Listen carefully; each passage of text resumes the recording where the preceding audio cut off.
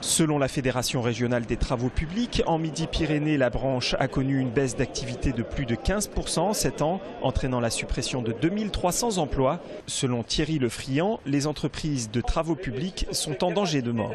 Les décisions de l'État finalement de préserver son fonctionnement et au détriment des investissements, de freiner les investissements, de pousser les collectivités locales par les baisses des dotations à freiner aussi les investissements parce que malheureusement elles n'ont pas le choix.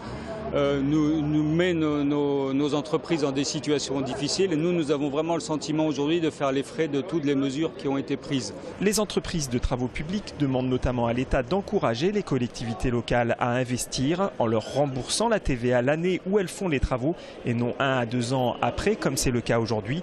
En marge du défilé, quelques membres de la CGT étaient là pour dénoncer cette manifestation, selon eux étonnante, la Fédération des travaux publics étant membre du MEDEF. Si on a bien suivi l'actualité depuis 2 ans, il semble que le MEDEF ait fait de multiples pressions pour imposer une politique d'austérité à la France, au gouvernement et aux collectivités. Et donc maintenant, on se retrouve en effet en situation où les finances publiques ne permettent plus d'investissement, même dans des régions comme la nôtre où il y a besoin, avec une saturation, un développement de la démographie qui est exponentiel pratiquement.